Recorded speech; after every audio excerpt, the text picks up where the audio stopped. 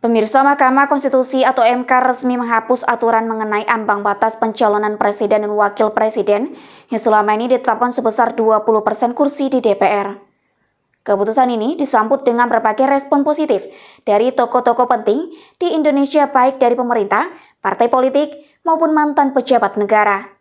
Presiden Joko Widodo yang ditemui di Solo pada Jumat 3 Januari 2025 kemarin menegaskan bahwa semua pihak harus menghormati keputusan MK tersebut.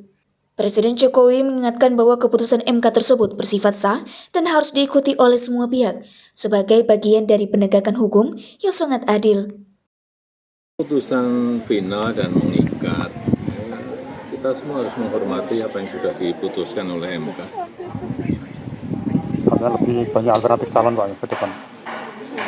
Ya harapannya kan seperti itu, sehingga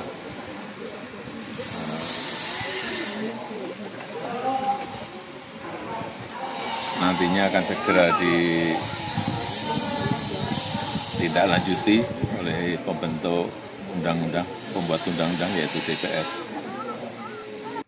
Selain Presiden Jokowi, respon serupa juga datang dari Ketua Umum Partai Golkar Bahlil Lahadalia. Di Jakarta Pusat, pada hari yang sama, Bahlil menyatakan ada pun yang diputuskan oleh MK yang kita hargai. Hal ini mencerminkan sikap positif dan penghargaan terhadap independensi lembaga peradilan dalam memutuskan persoalan hukum yang ada. Yang pertama, kita menghargai proses keputusan Mahkamah Konstitusi terkait dengan presidensial threshold. Sekalipun memang kami sendiri belum membaca secara detail. Tetapi kita harus juga betul-betul melihat bahwa sistem demokrasi kita ini juga jangan jangan dibuat memperlemah posisi presidensial. Nah, ini yang kita lagi kaji sekarang. Tapi apapun yang diputuskan oleh MK ya kita hargai. Karena kan final, banding kan. Tapi sebenarnya lebih menguntungkan nggak untuk Golkar sendiri di 2029? Kami baca dulu keputusan Mahkamah Konstitusi. Begitu setelah kami baca, kami pelajari, baru kemudian kita akan merumuskan langkah apa yang harus dilakukan. Sementara itu, Ketua Umum Partai Kebangkitan Bangsa atau PKB Muhaimin Iskandar atau Cak Imin menekankan bahwa semua pihak harus tunduk dan mematuhi putusan MK. Ya kalau keputusan MK siapapun harus tunduk. Problemnya adalah ada satu bab di situ dari keputusan itu mengembalikan kepada pembuat undang-undang. Nanti ya tergantung fraksi-fraksi di DPR. Gus, tapi melihatnya ini sebagai potensi untuk memajukan kader nggak sih di 2029? Oh, pasti. Semua menyambut ke cairnya demokrasi. Tapi kita juga punya pengalaman. Kalau terlampau banyak calon yang nggak realistis juga buang-buang.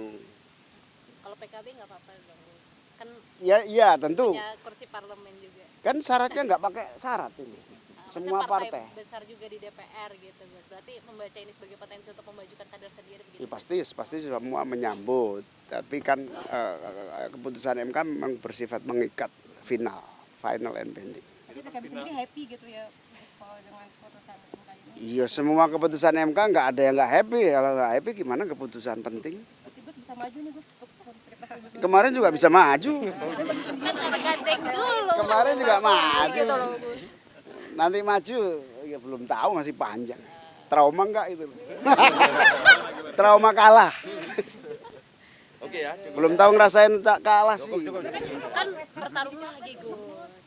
Apa? Iya. Masih panjang, masih lama. Dari Tim Liputan BITV melaporkan. Terima kasih.